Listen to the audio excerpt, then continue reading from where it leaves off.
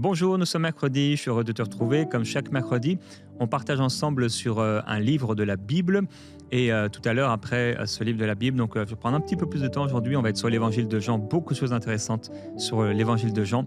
On va donc parler des pères et d'une certaine manière, qu'on en soit conscient ou pas, parce que parfois c'est très enfoui, nous cherchons tous un père. La bonne nouvelle, c'est que à travers Jésus-Christ, nous avons eu la connaissance du Père, notre Père céleste, et l'Esprit de Dieu en nous, eh bien, il crie Abba Père, c'est notre véritable Père. Et on va parler de cette recherche de Père après la pensée du jour. Donc le livre de Jean. Alors Jean, c'est le disciple que Jésus aimait. Il écrit ça à la fin de sa vie, probablement dans les années 90, donc après Jésus-Christ. C'est le frère de Jacques, fils de Zébédée, et il a été témoin oculaire, bien sûr, de toute l'histoire des 3 ans et demi de ministère de Jésus. Il est celui qui va se retrouver le seul parmi les 12 aussi proche de la croix. Et donc, le but de ce livre, il est déclaré à la fin de son évangile, afin que vous croyant que Jésus est le Christ, le Fils de Dieu, et qu'en croyant, vous ayez la vie en son nom. Donc, Jean ne va pas raconter vraiment la vie de Jésus, mais plutôt, comme les autres évangiles, il va révéler qui il est. Il va révéler qui il est. Alors dans la structure du livre, ça commence par le Verbe incarné, il a été parmi les siens, etc. Au commencement était la parole était Dieu. Ensuite, on va avoir les premiers signes et ministère public de Jésus. La dernière scène, le discours d'adieu, passion, crucifixion et la résurrection et les apparitions. Il y a plusieurs thèmes majeurs dans cet évangile. Bien sûr, Jésus, le Fils de Dieu, la vie éternelle, l'amour, le Saint-Esprit, les signes et la lumière et les ténèbres. Alors, particularité de l'évangile de Jean, c'est que contrairement aux autres évangiles, et ce qu'on appelle les synoptiques, Jean n'a aucune parabole classique, comme le semeur, le fils prodigue. Il n'y a pas de délivrance dans le livre de Jean, pas de récit de la naissance, pas de généalogie, pas de transfiguration, pas d'agonie à Gethsémanée, pas d'institution de la scène, pas de parabole du royaume et pas de discours eschatologique. Et par contre, on va retrouver le prologue dont on a parlé, un commencement était la parole, unique, les noces de Cana, le dialogue avec Nicodème, avec la Samaritaine, sur le pain de vie, la controverse avant qu'Abraham fût « je suis », la guérison de l'aveugle-né, la résurrection de Lazare, etc. Pas mal de choses qui sont uniques à son évangile.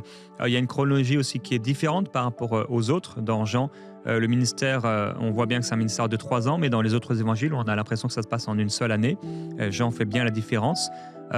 Chez Jean, le ministère est centré sur Jérusalem avec 7 voyages, et dans les synoptiques, le ministère est centré en Galilée, un seul voyage final à Jérusalem. Donc Jean va être vraiment plus sur Jérusalem. D'ailleurs, il parlera beaucoup des Juifs et de manière assez négative, plus de 70 fois. Contrairement, il va utiliser un terme assez péjoratif sur les Juifs, contrairement aux autres évangiles qui vont l'utiliser que quelques fois seulement. Et chez Jean, la purification du temple se passe au début de son évangile et dans les autres, c'est à la fin. Alors, il y a 7 signes. 7 signes dans l'évangile de Jean, l'eau changée en vin, etc. etc. Il y a aussi 7 « je suis ». Ça, c'est très intéressant puisqu'on voit que Jean nous révèle qui est Jésus. Je te cite les « je suis ». Je suis le pain de vie, je suis la lumière du monde, je suis la porte, je suis le bon berger, je suis la résurrection et la vie, je suis le chemin, la vérité et la vie, je suis le vrai cep. Il y a 7 « je suis » dans l'évangile de Jean, c'est fort. Et il y a plusieurs versets clés, alors je vais les lire pour toi. Au commencement était la parole, on va les afficher, la parole était avec Dieu et la parole était Dieu. Jean 3,16 qu'on connaît par cœur, car Dieu a tant aimé le monde qu'il a donné son Fils unique afin que quiconque croit en lui ne périsse pas, mais qu'il ait la vie éternelle. Également Jean 8,12, Jésus leur parla de nouveau et dit « Je suis la lumière du monde, celui qui me suit ne marchera pas dans les ténèbres, mais il aura la lumière de la vie. » Jean 10,10 qu'on connaît bien aussi, « Le voleur, il ne vient que pour dérober, égorger, détruire. Moi, je suis venu afin que les brebis aient la vie et qu'elle l'ait en abondance. » Jean 14,6, « Je suis le chemin, la vérité et la vie. Nul ne vient au Père que par moi. » Une grande théologie, particulièrement, bien sûr, chez les protestants et évangéliques. Jean, chapitre 20, verset 31, je l'ai lu pour toi tout à l'heure. Donc, le but de cet évangile. Alors, le style de Jean, il est aussi particulier. Il va avoir des dialogues qui sont théologiques sur la nouvelle naissance avec Nicodème, sur l'eau vive, l'adoration en esprit, en vérité avec les Samaritaines, le paralytique, on va avoir l'autorité du Fils. et il utilise ce qu'il appelait la technique du malentendu. Jean va utiliser fréquemment les incompréhensions des auditeurs ou de ceux qui sont là, et donc pour apporter quelque chose. Donc Nicodème, par exemple, la nouvelle naissance, il ne comprend pas, mais je dois retourner dans le sein de ma mère. La Samaritaine, elle pense que c'est de l'eau vive, de la vraie eau vive. Les foules, manger ma chair et boire mon sang, ils ne le comprennent pas. Quand il dit aux Juifs, détruisez ce temple, eh bien, et ils ont l'impression que c'est vraiment le temple là, qui est là. Et donc Jean va utiliser plusieurs fois ça. Il va aussi utiliser ce qu'on appelle l'ironie dramatique. Donc le lecteur, il sait la vérité, mais les autres ne le savent pas. Caïphe, par exemple, qui va prophétiser sans le savoir. Et il y a d'autres choses comme ça dans cet évangile. Et il y a dans cet évangile l'opposition, des oppositions symboliques constantes. La lumière et les ténèbres, la vie et la mort, la vérité et le mensonge, ceux qui sont d'en haut et en bas, l'esprit et la chair, la liberté et l'esclavage, croire, ne pas croire. Donc très intéressant, plusieurs symboles majeurs aussi, bien l'eau de vie, hein, le pain de vie, la lumière, la vigne, le berger, les brebis, la porte. Un évangile assez simple, hein, qui est écrit avec moins de mots d'ailleurs que les autres évangiles, quelque chose de beaucoup plus facile aussi à lire. Et la divinité de Jésus, alors là, on la voit dans l'évangile vraiment plus que partout ailleurs. Préexistence éternelle, l'égalité avec le Père, les titres divins. Il est de Dieu Jésus, il est le Logos, le Fils unique, Seigneur et Dieu. Le Je suis dont on a parlé, il est l'agneau de Dieu et tous les attributs divins. Il est créateur, il est la vie en lui-même, il est omniscient, il est juge universel. Et en réponse à ces paroles, eh bien, la lapidation, donc ils cherchent à le lapider pour blasphème. Et il lui dit non, tu n'es qu'un homme et tu n'es pas Dieu et tu te fais Dieu. Et donc plusieurs passages clés qui sont là. Le Saint-Esprit va être bien présenté, particulièrement à la fin de son évangile. Le Saint-Esprit comme paraclet pour enseigner, pour rappeler, pour témoigner, pour convaincre, pour conduire dans la vérité, pour annoncer l'avenir et pour glorifier Jésus. Magnifique présentation du Saint-Esprit. Les critères du disciple-là. Dans l'évangile de Jean, tous connaîtront que vous êtes mes disciples si vous avez de l'amour les uns pour les autres, parce que l'amour revient constamment dans cet évangile, et le fait de demeurer dans le Seigneur, ça revient également constamment. Et il y a 7 témoins dans cet évangile. Il y a Jean-Baptiste, il y a les œuvres du Seigneur qui sont des témoins, il y a le Père, il y a les Écritures, il y a la Samaritaine, il y a les disciples et il y a le Saint-Esprit, l'Esprit de vérité qui rend témoignage de Jésus. Alors, nous allons, alors qu'on va entrer dans cet encouragement du jour, on va parler de la recherche du Père.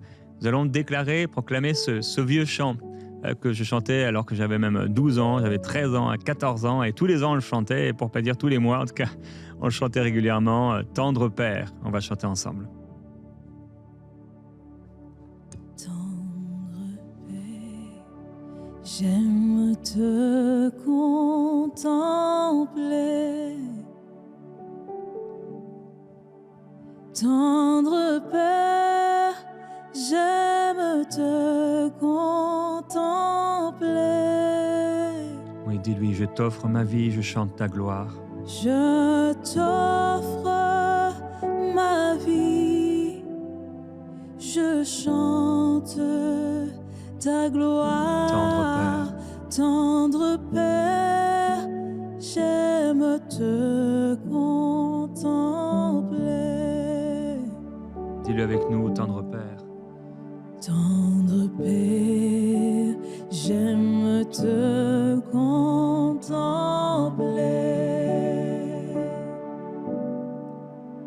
Tendre Père, j'aime te contempler. Dis-lui, je t'offre ma vie. Je t'offre Je chante ta gloire. ma vie, je chante ta gloire. Tendre Père, j'aime te contempler. Tendre Père. Tendre Père, j'aime te contempler.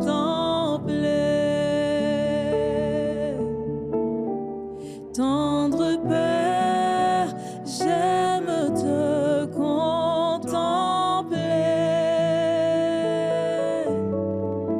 Je t'offre ma vie, je chante ta gloire.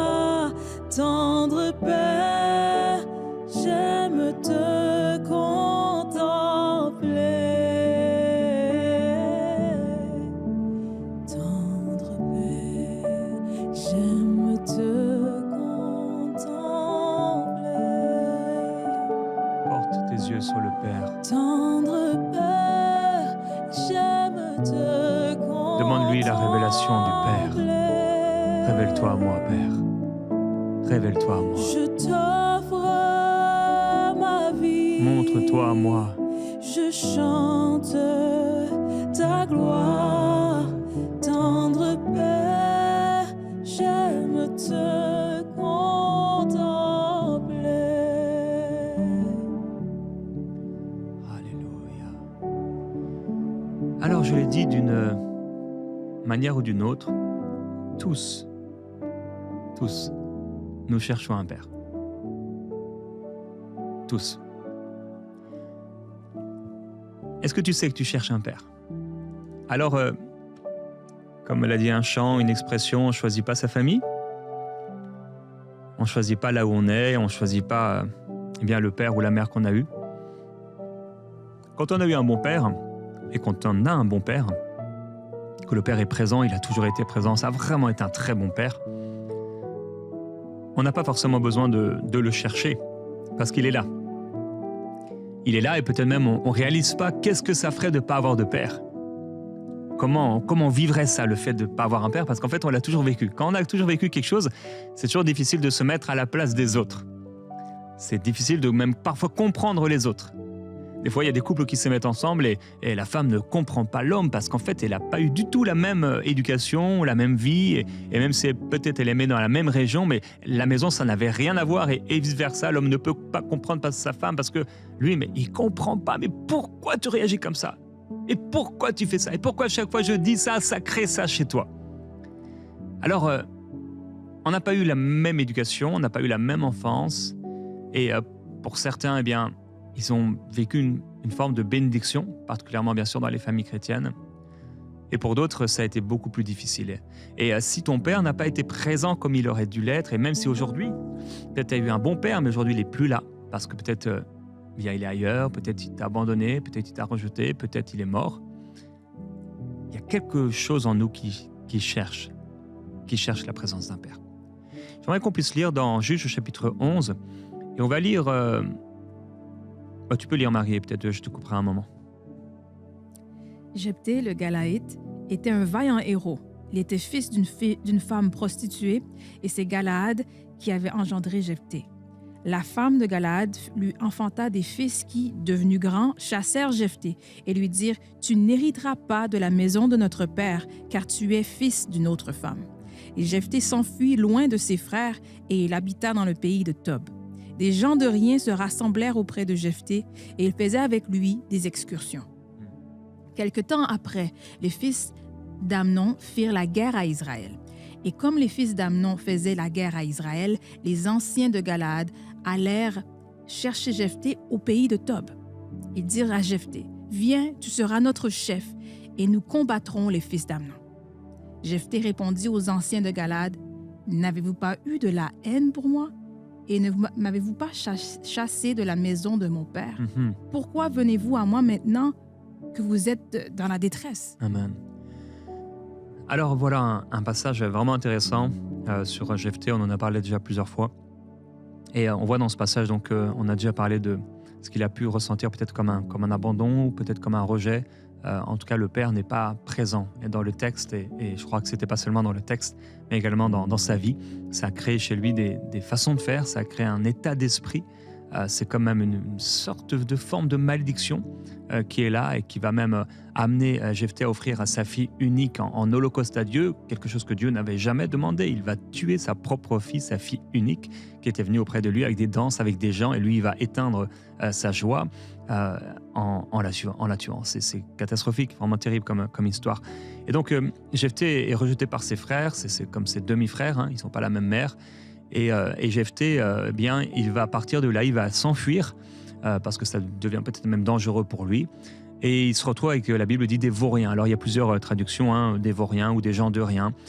C'était voilà, des gens de la rue, on va dire, des gens avec des problèmes. Et il se retrouve là et ça devient ses amis. Ça devient ses amis. Ils commencent à faire donc des excursions de guerre. Donc, ils font des guerres. Peut-être ils trouvent un homme dans la rue ou quelque part et ils vont tuer des personnes, des ennemis, etc. Et prendre leurs biens, prendre leurs trésors. Il vit un peu comme un bandit, un peu comme un hors-la-loi. C'est un peu Robin des Bois. Hein. Et tout ça, ça vient d'un contexte. C'est parce que le père n'était pas là, on l'a dit. Et je pense que pour Jephthé, c'est dans son cœur, c'est en faisant ces choses, il y avait un manque. Il recherchait un père. Il recherchait un père. Je suis persuadé que le père l'a manqué, que le père lui a manqué. Il aurait voulu avoir un père. Il aurait voulu avoir un modèle. Il aurait voulu avoir quelqu'un qui le prenne, qui le conseille, qui l'encourage, et qui dit « je suis fier de toi », quelqu'un qui lui met une tape sur l'épaule. « Allez, vas-y mon fils, vas-y, tu peux réussir ». Mais il n'y avait personne. Il y avait personne. Et finalement, au bout d'un certain temps, certainement en entendant parler de ses succès, de ses victoires, eh bien, les gens vont revenir à lui. Les gens peut-être pas ses frères, mais les gens du même village et vont lui demander de pouvoir l'aider, de pouvoir les aider à aller faire la guerre à ses ennemis. Et qu'est-ce que va dire Jephthé? C'est intéressant. Il va dire « Ok, j'y vais, mais seulement si je suis votre chef ». Et vraiment, il se renseigne bien. Est-ce que vraiment vous allez faire de moi votre chef? En fait, il veut être un père. Il cherche à être un père. Le père qu'il n'a pas eu, eh bien, il veut l'être. Et Jephthé va devenir comme un père, un juge. Il va être là et Dieu va l'utiliser. Et c'est ça qui est extraordinaire avec le Seigneur, c'est que même si on n'a pas eu le Père, même si on a eu des manques, si on a eu des carences, Dieu peut transformer le mal en bien et Dieu peut nous donner d'être et de devenir ce que les autres n'ont pas pu être dans notre vie. Alors la bonne nouvelle, c'est que quand tu appartiens à Jésus-Christ, la malédiction est coupée et tu peux prendre autorité bien sûr contre des choses qui essaient de revenir dans ta vie. Mais la bonne nouvelle, c'est que même si ton Père n'était pas là pour toi, alors que tu vas être papa, ou alors que tu es papa, tu pourras être là pour tes enfants. Si peut-être ta maman n'était pas là pour toi, et t'as pas montré même comment c'était d'être une mère, et ce que c'était d'être une mère, et comment aimer, la bonne nouvelle, c'est qu'avec l'Esprit de Dieu en toi, le Père va te montrer comment être une bonne maman, comment être là pour tes enfants, comment être là pour ta fille, comment être là pour ton garçon. Et par l'Esprit de Dieu en toi, il change les choses. Et tu peux devenir la meilleure des mères et le meilleur des papas, même si tu n'as pas vu, même si tu n'as pas eu sous tes yeux et que tu n'as pas vécu et expérimenté ce que c'était d'avoir un père ou d'une mère. Dieu veut faire de toi un père, Dieu veut faire de toi une mère. Et Jephthé va devenir un chef et c'est dans son cœur. Et voilà, c'est sûr qu'il vit cette... Quand on va le voir, il est encore dans cette blessure. Vous m'avez laissé, et il dit quoi? Il dit, vous avez eu de la haine pour moi et vous m'avez chassé de la maison de mon père. La maison de mon père. Alors certainement, il y avait chez lui des vagues souvenirs de son père. Peut-être il l'a connu quelques années, peut-être juste quand il était enfant, mais ça reste un vague souvenir. Mais il appelle quand même la maison de mon père. Pour lui, c'est la maison, mais c'est la maison de mon père. On est tous d'une certaine manière liés par nos parents. Que ce soit par notre corps, parce qu'on ressemble quand même si on dit « Ah non, moi je ne ressemble pas à mes parents », si tes deux parents étaient asiatiques, eh bien certainement tu as peut-être les cheveux noirs et tu as les yeux bridés comme Annabelle. Donc si tes parents étaient éthiopiens ou camerounais, qu'ils étaient donc tous les noirs, tu es probablement noir également. Je ne pense pas que tu es sorti blanc, roux avec les yeux bleus. Donc que ce soit dans ton corps, que ce soit dans ton âme, si tu as certainement vécu avec eux aussi, mais aussi spirituellement, il y a des choses que tu fais qui peuvent lui ou leur ressembler. Mais encore, la bonne nouvelle, c'est que le Seigneur, à la croix et en nous faisant naître de nouveau, nous sommes devenus ses enfants. Jésus dit dans l'Évangile de Jean, chapitre 3, verset 35, « Le Père aime le Fils et a tout remis dans ses mains. » Le Père aime le Fils et a tout remis dans sa main. On aurait voulu avoir un Père comme ça. Un Père qui nous aimait et un Père qui nous faisait confiance. Le Père a tout remis dans les mains de Jésus. Il lui a fait confiance. Si on n'a pas expérimenté ça, si personne n'était là pour avoir confiance en nous, personne n'était là pour être fier de nous, on va le chercher quelque part. On va le chercher quelque part. C'est peut-être avec des amis, comme Jephthé l'a fait, il s'est trouvé des dévoriens. Et c'était des personnes qui ont commencé à lui faire confiance. C'est des personnes qui sont devenues certainement des amis autour de lui et ils partaient ensemble et il a essayé d'être ce qu'on n'a pas réussi à être pour lui. Je connais quelqu'un comme ça, il a pas eu son père avec lui et tu sens qu'il veut être un père. Il cherche absolument à être un père. Mais dans cette recherche d'être un père, il recherche aussi un père.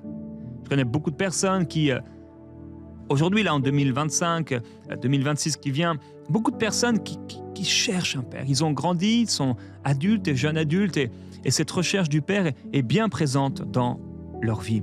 Dans le livre d'Ésaïe, chapitre 22, le Seigneur dit « En ce jour-là, j'appellerai mon serviteur, Eliakim, je le revêtirai de ta tunique, de ton écharpe, je mettrai ton pouvoir entre ses mains, il sera un père pour les habitants de Jérusalem et pour la maison de Juda. Je mettrai sur son épaule la clé de la maison de David. Quand il ouvrira, nul ne fermera. Quand il fermera, nul n'ouvrira. Et je l'enfoncerai comme un piquet dans un lieu sûr. Il sera un siège de gloire pour sa famille. » Dieu veut t'établir comme un père. Comme un père. Et cette recherche du père qu'on a, en fait, on cherche un modèle. Je suis sûr que quand Timothée n'était pas orphelin, mais quand il a rencontré Paul, il a rencontré un père. Parce qu'il arrive aussi des fois où nos parents ne sont pas chrétiens, où le père ne veut rien entendre du Seigneur. Et en fait, il y a un autre père qui se présente à nous, qui est un modèle. Alors on l'appellera peut-être pas papa, bien sûr, mais c'est comme une figure paternelle. On va chercher cette figure paternelle. Et c'est sain. Quand les choses sont faites de manière saine, bien sûr, quand cette figure est saine, c'est sain et c'est bon. Et je prie que Dieu puisse te donner, si tu en as besoin, des figures paternelles ou maternelles. C'est pour ça que Paul dira à Timothée, il encouragera cet enseignement, donc, que les femmes âgées puissent apprendre aux plus jeunes à être des mamans, à être des bonnes épouses. S'il doit avoir une transmission, il doit avoir des modèles paternels ou maternels. Il y a quelque chose en nous qui cherche ça. Spirituellement, Dieu nous a accrochés à lui. Mais aussi sur la terre ici, il veut nous donner des personnes qui sont des modèles. Alors j'ai déjà fait une série sur les pères spirituels et j'ai parlé de ces excès parce qu'il y a vraiment des excès. Mais aussi cette recherche dans nos cœurs d'avoir un regard paternel. Quelqu'un qui puisse nous considérer, quelqu'un qui puisse nous aimer, quelqu'un qui puisse nous accompagner, quelqu'un qui puisse nous amener plus loin. Le Seigneur, il dit ici, en ce jour-là, j'appellerai mon serviteur, je le revêtirai de ta tunique. Je le ceindrai de ton écharpe. Parce que parfois, le papa qui avait l'écharpe, qui avait la tunique, il n'a pas fait son rôle. Il n'a pas rempli son rôle. Et cette tunique et cette écharpe, elle est donnée à quelqu'un d'autre, qui devient comme un père pour toi. Combien de personnes, à la maison, c'était difficile, c'était compliqué. Ils n'ont pas eu les mots, ils n'ont pas entendu ce qu'ils devaient entendre, et ils vont le chercher chez quelqu'un d'autre. Parfois même, il va y avoir un dérèglement, par exemple, dans les couples, où l'homme va devenir le père, ou même la femme va devenir maman. Et il faut bien faire attention aussi à ne pas chercher chez l'épouse ou chez l'époux, le futur époux, le père ou la mère qu'on n'a pas eu. Parce que ton épouse, c'est pas ta mère, et ton épouse, c'est pas ton père. Mais Dieu peut te donner et répondre à cet élan de cœur en mettant probablement dans l'église locale, souvent c'est là, ou peut-être même quelqu'un avec qui tu n'auras peut-être pas l'occasion de discuter, mais qui sera pour toi comme un repère, toutefois, par l'enseignement, par l'encouragement, qui sera pour toi comme une présence paternelle ou maternelle. Sur ces paroles, je veux prier, aurait beaucoup de choses à dire et chaque cas est particulier. Mais Seigneur, nous nous présentons devant toi. Et je veux, Seigneur, me mettre à genoux devant toi qui es le Père de toutes les familles de la terre. Je prie, Seigneur, pour ceux qui recherchent en ce moment même un père ou une mère. Il y en a, c'est enfoui en eux, ils ne veulent pas que ça ressorte parce que ça crée, ça amène des souffrances et comme un souvenir ou des souvenirs de ce que papa, maman n'étaient pas là. Mais il y a des personnes, Seigneur, tu veux leur donner comme une présence paternelle. Je prie pour ces personnes qui, dans l'Église, il y a des couples plus âgés que tu mets sur leur chemin et je prie qu'ils puissent voir. Je prie peut-être même pour cette sœur qui est célibataire, qui est maintenant adulte et il y a ce couple-là, plus âgé, et peut-être il ferme son cœur. Mais je prie, Seigneur, que là où il y a des Paul pour Timothée, là où il y a des Élie pour Élisée, là, Seigneur, où il y a des Moïse pour Josué, je te demande, s'il te plaît, Seigneur, de pouvoir attirer, de pouvoir unir, qu'il y ait une communion, qu'il y ait une attraction, Seigneur, parce que tu appelles des hommes et des femmes à se lever comme des pères et des mères. Je prie, Père, que plusieurs se lèvent, comme tu as dit de ton serviteur Eliakim, qui se lèverait comme un père. Je prie pour ceux qui, tout en étant à la recherche d'un père et d'une mère, parce qu'ils ne l'ont pas connu, ils ne l'ont pas vu, ils n'ont pas été nourris comme il aurait fallu, qu'ils puissent devenir des pères et des mères pour les autres. Et je prie, Père, que ce ne soit pas en réaction et que ce ne soit pas quelque chose d'impur et de mauvais. Je prie d'abord que leur cœur soit guéri, restauré. Je prie pour la révélation du Père. Combien d'hommes et de femmes, Seigneur, parmi tes enfants, ne ressentent pas ton amour, n'acceptent pas ton amour, parce que leur Père, à eux, les a pas aimés, les a rejetés. Je prie pour ces personnes maintenant, Seigneur. Je prie que leur cœur s'ouvre. Mon frère, ma sœur, dans ce temps de prière, si c'est toi, dis-lui, Père, Père, révèle-toi à moi. Montre-moi cet amour de Père. Manifeste-toi à moi. Sois pas seulement mon Dieu, mais mon Père. Deviens mon papa. Seigneur, merci. Père, c'est une semaine